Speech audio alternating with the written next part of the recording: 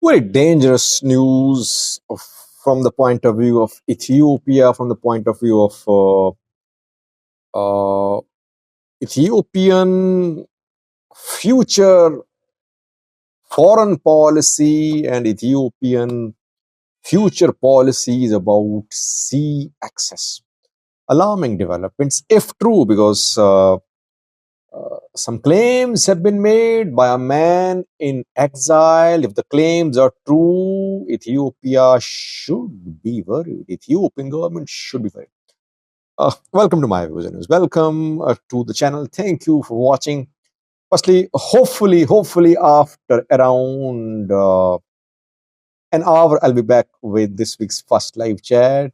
Our yesterday's live chat was postponed. I was not feeling well, so I had to postpone it. But tonight I'll be starting the first live chat, and we can have 3 live chats on Saturday, Sunday, Monday this week. And tonight's live is very crucial, viewers. If you remember, I told you a few weeks ago about a very confidential 2-point deal between TPLF and Eritrean government. I think regular viewers know what I reported back then. Today, my report was confirmed. How? Which point of the report was confirmed today? I'll explain all that in tonight's live chat after around 60 minutes at 1800 GMT. At 1800 GMT, I'll be back with the live chat for your questions and comments. Back to this video, guys. Now, Egyptian President Abdul Fattah al-Sisi visited Djibouti 2 days ago. He met with Ismail Omar, Djibouti's president. What was this visit about? I had some videos on that, but now a cleric, Djibouti's cleric and scholar who is in exile, has made some very big claims about what Djibouti and Egypt agreed in the meetings between al-Sisi and Ismail Omar. If the claims are true, Ethiopia should be worried. Ethiopia will have to act. Abdirrahman Bashir is the name of this man. He's obviously anti-Djibouti government. He's opposed to Ismail Omar government. He's in exile. He's based in Canada. And he spoke in detail about what Ismail Omar and al-Sisi agreed on. Again, I'm saying claims unverified because such understandings are not made public. When world leaders agree on some under the table deals, they don't disclose it. So it's difficult to get verification, get confirmation. But in coming days, things will be clear. What is Abdirrahman Bashir saying? Abdirrahman Bashir's, firstly, his picture is placed on thumbnail of this video. You can see his picture there. Abdirrahman claims that al-Sisi and Ismail Omar agreed on action about Ethiopia in the meetings. Al-Sisi firstly requested Djibouti's government that in case of war between Eritrea and Ethiopia, Djibouti must ensure that Ethiopia does not use Djibouti's ports for importing weapons. What did Ismail Omar say?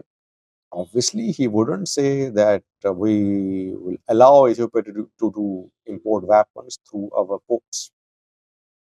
But will Djibouti really put a ban, impose a ban on Ethiopia in terms of import of weapons?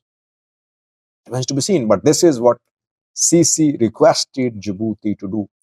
And maybe this is what Isas Afwerki asked al-Sisi to communicate to Djibouti. Isas Afwerki's Eritrean government not on good term with Ismail Omar's Djibouti's government. Djibouti Eritrea fought a war in the past too.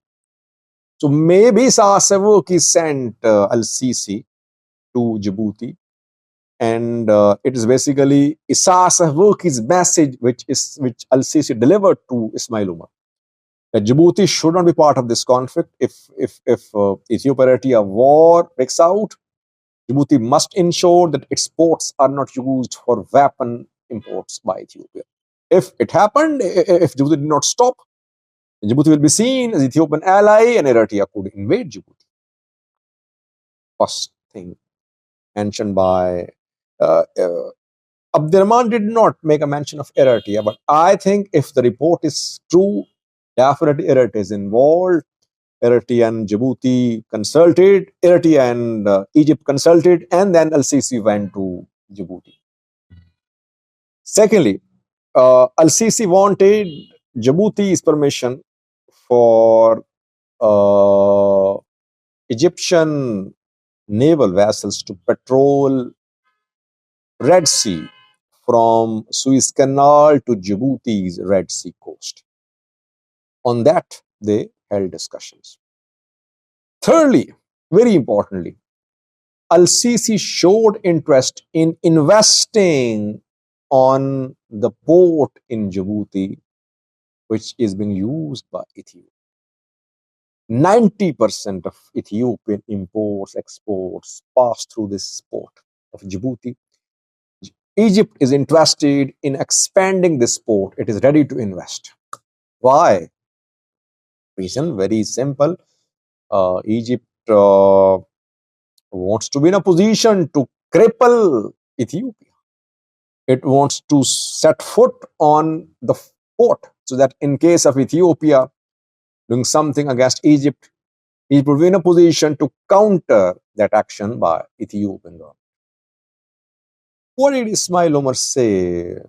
Did he give any commitment to Al-Sisi? It's not clear. I think we'll have to wait to see that. Overall, Al-Sisi is very active against Ethiopia. Everyone knows that. I mean, Al-Sisi and Isas Afwerki, they were the ones who formed tripartite Egypt, Eritrea, Ethiopia, Egypt, Eritrea, Somalia alliance against Isas Afwerki, against Hassan Sheikh government. They formed Egypt, Eritrea, Somalia alliance against Tim Abi's government. Sorry.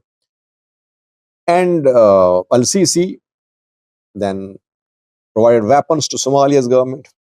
He agreed to deploy his forces on frontline in Somalia, but things changing rapidly in Somalia. Al-Shabaab gaining ground.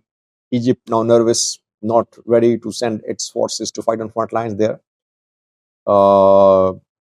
Egypt has been trying to gain a foothold in Sudan and South Sudan. Main purpose is that Egypt wants to corner Ethiopia.